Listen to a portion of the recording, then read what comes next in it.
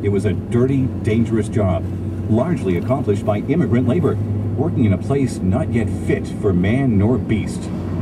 But finally, on August 8, 1861, it was done, and done right. Many decades later, in a study completed with aerial surveys and the latest technology, the Army Corps of Engineers could find no improvement to the route as laid out in the middle of the last century. Also somewhat amazing in these days of mergers and massive corporate change is the fact that since that time, road ownership has only changed hands once. Today, this toll road is still privately owned and operated by the Mount Washington Summit Road Company.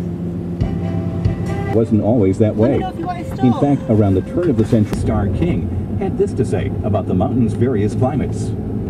I send you a greeting this morning from the cupola of New Hampshire. If perchance you are suffering from the heat when this missive reaches you, let your eyes cool themselves by reading that just outside the tip-top house, the mercury 34 degrees. The ride from the glen was very easy. We rose indeed by climate as well as ridges. It was July at the base, late September on the ledge, and November at the apex. Reverend. The tip-top house he refers to on the top of Mount Washington. The automotive age was dawning, and on August 31st, 1899, an unlikely little vehicle. In his account of the adventure, their journey received more laughter than morals, as motor vehicles were still a virtually unknown sight to the general public.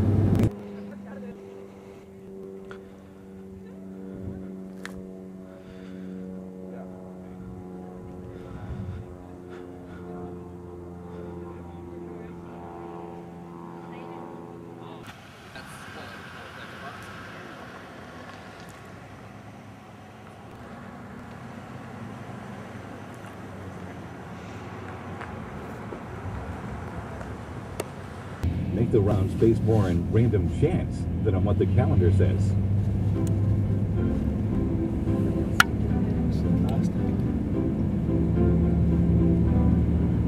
Was enough to touch. Other times an undercast develops, where a blanket of clouds shrouds the lowlands, and the Sun Mountain Presidential Range protrude like islands in a sea of white. Hundreds of inches of snow each year. Hurricane-force winds on more than a few occasions. Fog thick enough to chew. This and more makes up what we call Mount Washington weather. It is both the diversity and extremes in the weather on this mountain that have made it a center of meteorological studies since the mid-1800s. The Hitchcock-Huntington expedition was the first to winter over on the summit in 1870. It was a remote, harsh winter wilderness. This journal entry from the 1875 logbook details a difficult evening for the early observers. January 27, 1875. Coldest of the season, 46 below. The wind is blowing a hurricane and has done so all through the night past. Had work today to keep warm. The wind and cold penetrate every cranny. Enormous